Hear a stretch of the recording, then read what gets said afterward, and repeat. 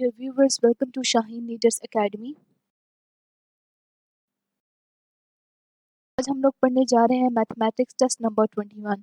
तो ये टेस्ट उन तमाम कैंडिडेट्स के लिए स्पेशल डिज़ाइन किया गया है जो commission officers Pakistan navy, Pakistan air force aero trades, aero sports, navy marines, technicians, sailors, commission officers Pakistan army, commission officers Pakistan air force और कमीशन ऑफिसर पाकिस्तान नेवी और मैट्रिक एनुअल एग्जामिनेशन को क्वालिफाई करना चाहते हैं। तो बढ़ते हैं व्यूवर्स अपने क्वेश्चन नंबर 1 की तरफ। Any triangle, the sum of two sides is always dash than the third side.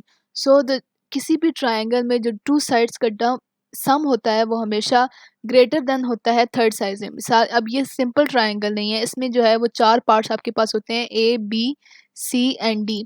अब ये आपके पास पार्ट ए है, ये आपके पास पार्ट बी है, ये सी है। अब डी कहाँ से होता है कि डी एक और यहाँ से लाइन बनती है जो यहाँ से नीचे आके बी से मिलेगी।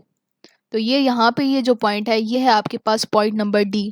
अब उन्होंने आपसे जो यहाँ पे बात की है वो ये है कि जो सम ऑफ टू साइड्स है, यानी कि ए सी और बी सी का जो सम है वो आपके पास ए डी का है। मतलब कि अगर मिसाल के तौर पर ये आपके पास 2 सेंटीमीटर है, ये भी आपके पास 2 सेंटीमीटर है, ठीक है, और ए से डी तक जो आपके पास फासला है वो 4 सेंटीमीटर है, ठीक है। तो अब आप ए सी प्लस बी सी करेंगे तो आपके पास 2 + 2 4 आ जाएगा, जो कि हमारी थर्ड साइड की इक्वल है, जो कि यानी कि ए डी यानी कि 4 सेंटीमीटर के इक्वल है। बेसिकली ये वैसे हमेशा जो है वो ग्रेटर होता है, तो ये ऑलमोस्ट 5 होगा आपके पास और यहाँ पे ये ऑलमोस्ट 3 होगा आपके पास। तो हमेशा ये ग्रेटर होता है, यानी कि आप अगर ए सी प्लस बी सी का सम लेंगे तो वो हमेशा जो है वो greater than the third side होगा, यानी कि यहाँ भी 3 होगा आपके पास।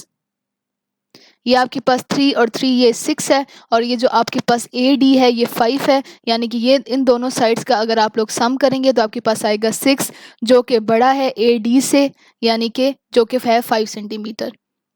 Moving on to the question number 2। Triangle, the sum of the squares on any two sides is equal to twice the square of half the third side together with twice the square on the medium which bisect the third side half। अब इसमें आपको बताया क्या गया है, इसमें ये आपको एक ट्रायंगल दी गई है, सॉरी यहाँ पे जो है मैं यहाँ पे ट्रायंगल बनाती हूँ। ये आपको एक ट्रायंगल दी गई है, ठीक है, इसमें आपके पास पार्ट्स होंगे डिफरेंट।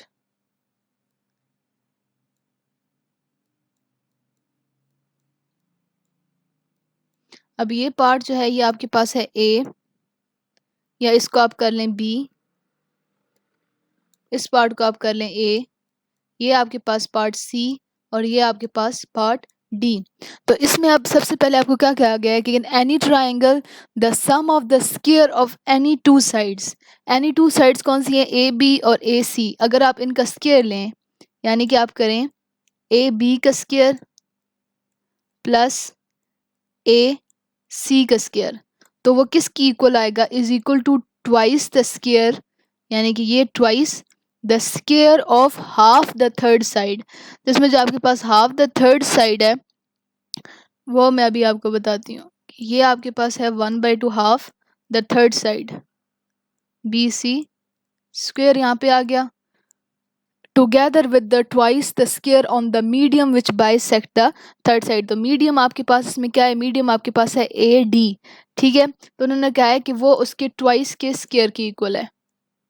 तो ये यहाँ पे आपके पास क्या आ गया, ए डी का स्क्वायर। तो अब यहाँ पे उन्होंने पूछा हमसे ये था कि बाइसेक्ट द थर्ड साइड। अगर आप ये आपके पास थर्ड साइड है, इसका अगर आप हाफ लेंगे तो वो जो है वो आप A B square plus A C square के जो है वो इक्वल आ जाएगा। जो ये आपके पास ये वाली पूरी टर्म है 1/2 बी सी का स्क्वायर, इसको हम 2 बी डी का स्क्वायर भी कहते हैं। तो सिंपली ये आपके पास एक फार्मूला होता है जब आपने साइड्स में ये करनी होती है, जिसमें आपको मीडियन दिया गया होता है। तो जो सम ऑफ टू साइड्स है वो हमेशा इक्वल होता है twice of the half of the third side plus twice of the median. तो ये आपके पास है हाफ, इसका जो है वो आंसर है। Moving on to the question number 3। C be the longest of the sides A, B and C of a triangle and a square plus b square is equal to c square, then the triangle is। तो अगर आपके पास ए square plus B square सी square की equal हो तो इसका मतलब है जो आपके पास ट्राइंगल है वो हमेशा कौन सी होती है, वो होती है आपके पास राइट एंगल ट्राइंगल।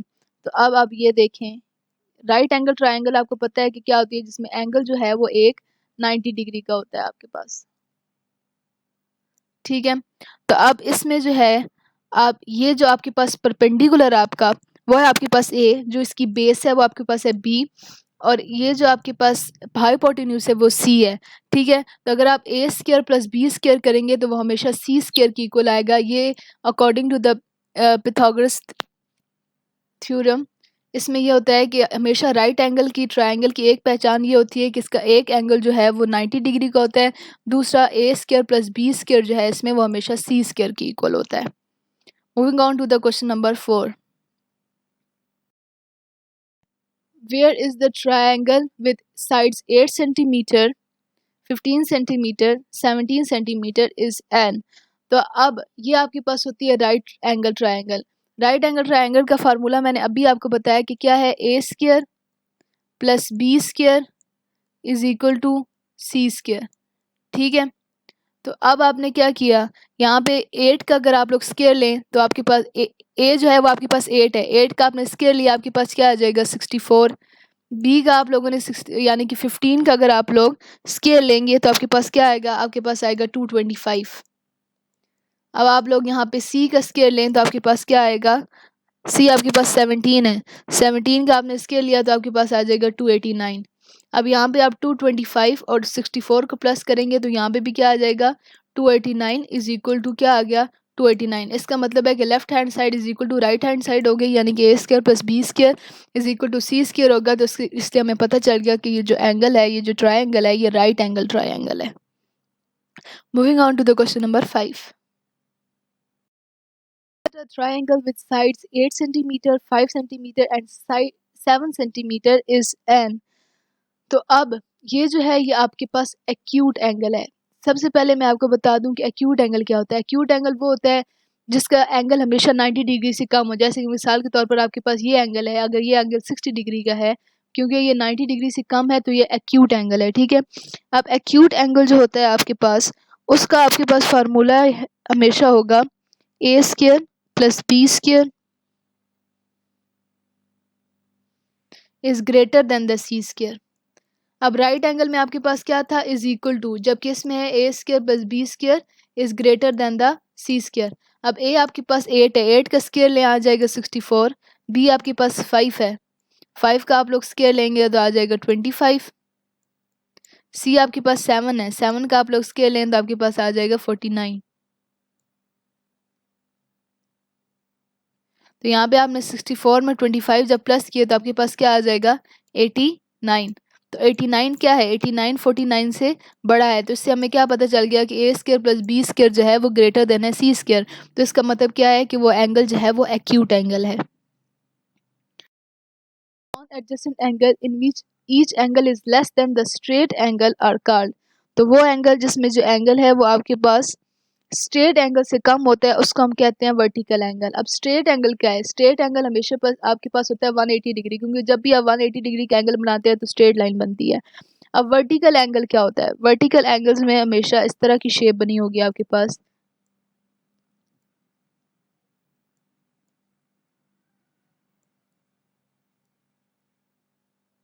ठीक है। तो अब इसमें उन्होंने कहा है कि जो एंगल्स हैं वो हमेशा 180 डिग्री से कम होते हैं। जैसे कि मिसाल के तौर पर आपके पास ये एंगल सपोज कर लें कि ये 53 डिग्री है, ये ऑलमोस्ट इतने ही होंगे, और ये आपके पास 26 है। ये जो आपके पास यहाँ पे ये दोनों एंगल है, ये हमेशा ये दोनों एंगल जो है वो एक ही डिग्री के होते हैं, मतलब कि 102 के हैं ये। और ये जो आपके पास एंगल है ये इधर से 26 का है, और देन ये दोबारा से ये 53 का आप लोग कर लें। तो इसमें जितने भी एंगल्स हैं वो सारे जो हैं वो 180 डिग्री से कम है, तो इसको हम लोग कहते हैं vertical angle. Moving on to the question number 7, less than 90 degree square. तो मैंने अभी आपको बताया था कि वो एंगल जो 90 डिग्री से कम हो उसको हम कहते हैं acute angle. Moving on to the question number 8, greater than the 90 degree but less than the 180 degree is called. तो वो एंगल जो 90 डिग्री से तो बड़ा होता है लेकिन 180 डिग्री से छोटा होता है उसको हम कहते हैं ऑब्ट्यूज एंगल। अब मिसाल के तौर पर ये आपके पास एंगल है, ठीक है, तो अब ये ऑलमोस्ट जो है वो 110 डिग्री का जो है आपके पास बना रहा है, ठीक है। तो अब 110 क्या है, 110 90 से बड़ा है और 180 से छोटा है, तो इसका मतलब है ये कौन सा एंगल है, ये ऑब्ट्यूज एंगल, यानी कि वो तमाम एंगल जो 90 डिग्री और 180 डिग्री के दरमियान आते हैं उनको हम कहते हैं obtuse angle. 9 an angle which is greater than 180 degree is called. तो वो एंगल जो 180 डिग्री से ग्रेटर होते हैं उनको हम कहते हैं रिफ्लेक्स एंगल। और ये रिफ्लेक्स एंगल 180 डिग्री और 360 डिग्री के दरमियान में आते हैं, यानी कि 180 डिग्री से बड़े होंगे, 360 डिग्री से छोटे होंगे। अब इनकी जो लाइन बनती है वो ज़ाहिर है नीचे बनेगी। ये मिसाल के तौर पर आप कर लें कि ये आपके पास 140 डिग्री का एंगल यहाँ पे बना है। तो 140 क्या है, 140 नहीं 240। तब 240 जो है आपके पास ये 180 डिग्री से बड़ा है और 360 डिग्री से छोटा है, तो ये आपके पास है reflex angle. And the sum of the squares of the sides of a rhombus is equal to the sum of the square of its। तो यहाँ पे आपको रोम्बस दी गई है, ये आपके पास होती है रोम्बस, ठीक है। अब यहाँ पे is equal to the sum of its diagonals होता है हमेशा। अब रोम्बस के आपको पता है कि दो डायगनल्स होते हैं, एक यहाँ पे ये वाला डायगनल और एक यहाँ पे ये वाला डायगनल। तो अब आप इनको नाम दे दें कि ये आपके पास है ए, ये आपके पास है बी, ये है सी, ये है डी और ये है ओ। अब इसमें उन्होंने क्या कहा है कि the sum of the squares of the sides of the rhombus. अब इसकी साइड्स क्या है, इसकी साइड्स हैं आपके पास ए बी। अब उन्होंने कहा है उनका स्क्वायर, यानी कि ए बी का square plus A B C का स्क्वायर, ये उसकी साइड्स हैं, यानी कि प्लस सी डी का स्क्वायर प्लस ए डी का स्क्वायर। वो किसकी इक्वल है, is equal to the sum of the square of its diagonals. तो डायगनल्स आपके पास दो ही हैं, एक आपके पास है ए सी, दूसरा है आपके पास बी डी। तो ये उसके जो है वो स्क्वायर्स की इक्वल आ जाएगा, यानी कि किसकी इक्वल आ जाएगा, बी डी का square plus A C square. तो ये बेसिकली जो है वो इसमें बात की गई है कि ये जो इसकी जितनी भी साइड्स हैं, ये मतलब कि अगर ये आपके पास मिसाल के तौर पर ये 2 है, ये भी 2 है, ये भी 2 है, ये भी 2 है, तो ये जो है अंदर ये वाला डायगोनल 4 सेंटीमीटर का है, ये वाला डायगोनल 4 सेंटीमीटर का है, ठीक है। तो अगर आप इनको इनके स्क्वायर्स को प्लस करेंगे तो वो जो है वो इनके स्क्वायर के प्लस की इक्वल आ जाएगा, यानी कि 2 का स्क्वायर करेंगे 4, 4 प्लस 4 आपके पास आ जाएंगे 8, 8 प्लस 4 आपके पास आ जाएगा 12, 12 प्लस 4 आपके पास आ जाएगा 16। तो यहाँ पे इस तरह आपने इसको प्लस करते हैं तो आपके पास जो आंसर आता है वो बी डी का स्क्वायर प्लस ए सी का स्क्वायर होगा, यानी कि उसके डायगोनल्स के स्क्वायर की equal. Set of all the points in a plane that are at equal distance from a fixed point are called. So यहाँ पे इन्होंने ये बात की है कि set of all the points in a plane that are equal distance from a fixed point, यानी कि उसको हम लोग कहते हैं सर्कल। यानी कि ये आपके पास क्या है, ये आपके पास फिक्स्ड पॉइंट है, ठीक है, जो है उसके दरमियान में। अब ये वाला पॉइंट भी मिसाल के तौर पर इसके से जो है वो 2 सेंटीमीटर के फासले पे है। ये बाकी जितने भी पॉइंट है ये सारे जो है वो उससे 2 सेंटीमीटर के फासले पर ही होंगे। तो वो सेट ऑफ ऑल पॉइंट्स जो कि एक फिक्स पॉइंट से इक्वल डिस्टेंस पे सारे पॉइंट्स होंगे इसके, तो उसको हम लोग कहते हैं सर्कल। तो ये सर्कल की बेसिक डेफिनेशन है। Number 12, the symbol for a circle denoted by, तो सबको पता है कि सिंबल ओ से जो है वो हमेशा सर्कल को डिनोट किया जाता है। Number 13, a complete circle is divided into, तो जो आपके पास कंप्लीट सर्कल होता है वो 360 डिग्रीज में डिवाइड होता है। जैसे कि ये आपके पास कंप्लीट सर्कल है, ठीक है, तो अब ये सर्कल के होते हैं ये आपके पास 0 डिग्री है, ये आपके पास 90 है, देन आपके पास ये 180 है, यहाँ पे आपके पास 270 है एंड देन यहाँ पे 360 है। तो टोटल कितने एंगल हो गए इसके, 360 डिग्री का एंगल जो है वो कंप्लीट सर्कल बनाता है। Through how many non collinear points a circle can pass, ठीक है, तो सर्कल हमेशा जो है वो 3 नॉन कोलिनियर पॉइंट से पास करता है। जैसे कि अब ये आपके पास सर्कल है तीन नॉन कोलिनियर आपको पता है कि जो एक दूसरे को क्रॉस नहीं करते, जैसे ट्रायंगल जो है वो एक दूसरे को क्रॉस नहीं करते। ये आपके पास जो है वो एक तीन नॉन कोलिनियर पॉइंट है। ये आप कर लें पॉइंट ए, बी और सी। तो सर्कल जो है वो हमेशा तीन नॉन कोलिनियर, शेप डिफरेंट हो सकती है, कोई और नॉन कोलिनियर पॉइंट्स हो सकते हैं, लेकिन जो है सर्कल के हमेशा जो है वो तीन नॉन कोलिनियर पॉइंट से पास करता है। Line segment joining any point of the circle to a centre is called. तो यानी कि ये है सेंटर ऑफ द सर्कल ये। तो अगर जो यहाँ से कहीं भी लाइन चली जाए ये, तो इसको आप लोग क्या कहेंगे? इसको आपको पता है कि इसको आप कहते हैं रेडियस, और रेडियस की जो लाइन होती है, लाइन सेगमेंट, उसको हम कहते हैं रेडियल सेगमेंट। इसी क्वेश्चन के साथ व्यूअर्स हम अपने वीडियो के अख्ताम तक पहुँच चुके हैं।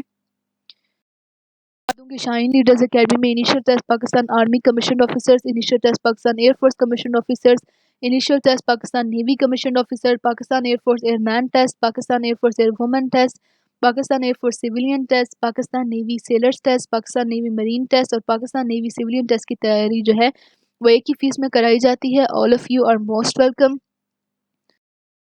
आप हमारे चैनल शाहीन लीडर्स अकेडमी को लाइक करें, शेयर करें, सब्सक्राइब करें। अगर आपको हमारी वीडियो पसंद आई हो तो इस पर कमेंट करें, नीचे बेल आइकन के बटन पर क्लिक करें। इसके अलावा हमारी वेबसाइट www.shahinleadersacademy.com को विज़िट करें, जिससे आपको बहुत सा फ़ायदा हासिल होगा। पाकिस्तान आर्म्ड फोर्सेस जिंदाबाद, पाकिस्तान पाइंदाबाद। फ़ी अमान अल्लाह।